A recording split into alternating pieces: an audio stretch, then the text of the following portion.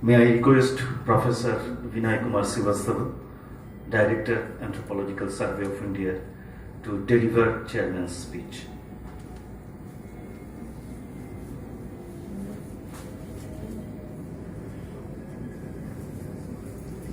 So, good morning to all of you.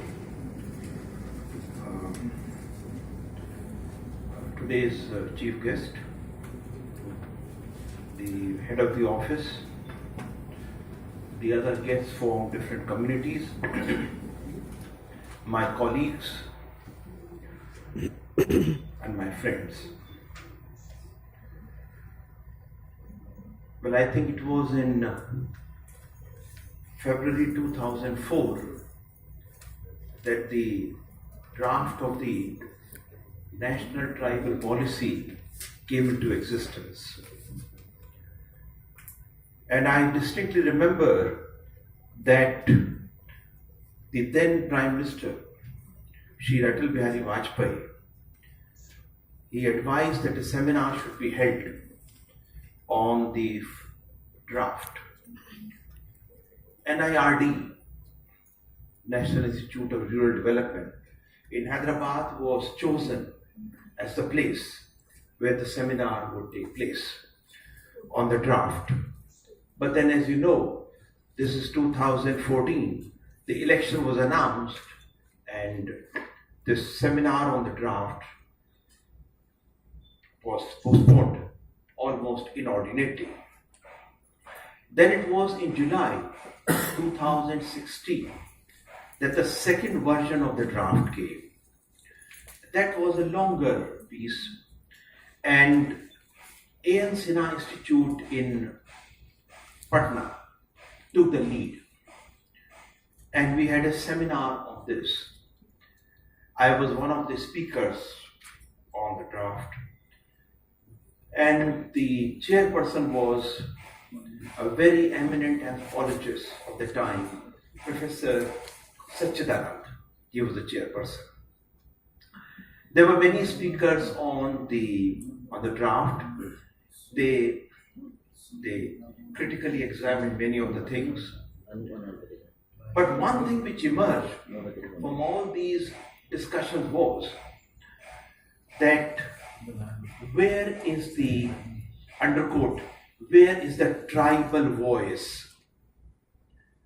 Where do we find the tribal opinions?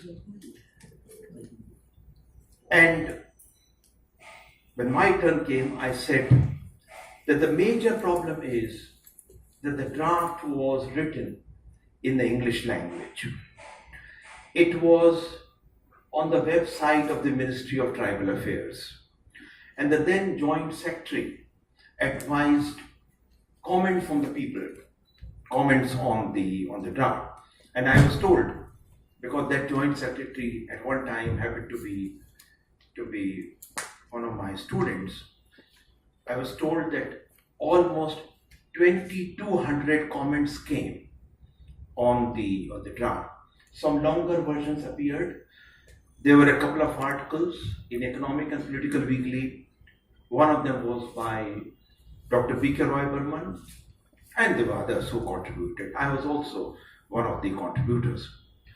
And all through the need that we have to seek the response from the tribal people for whom the draft has been prepared is nowhere. Well, the draft was in English language. It was not freely available, not freely accessible. Someone who had a computer would be able to download it. So one of the suggestions which came up was that this draft should have been translated in a large number of Indian languages. If you want to have the feedback from the people for whom this policy document as some kind of a blueprint is coming up, we should have the draft in different languages, and perhaps the copy of the draft should have been printed in one of the largest newspapers of the country, not exactly a newspaper, you could say a periodical, something concerned with jobs, called Employment News. Employment News comes in a number of languages. It should have been done. If you want to have inclusive discussion, which is at the bottom of what is called inclusive development. If you want to have inclusive discussion in which a large number of people participate, large number of people discuss, where each and every aspect of the draft is examined, it must reach them. It must be accessible to them.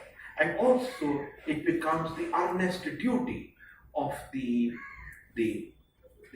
state, earnest duty of the organizations to have seminars on this thing so that people come and see. We have to hear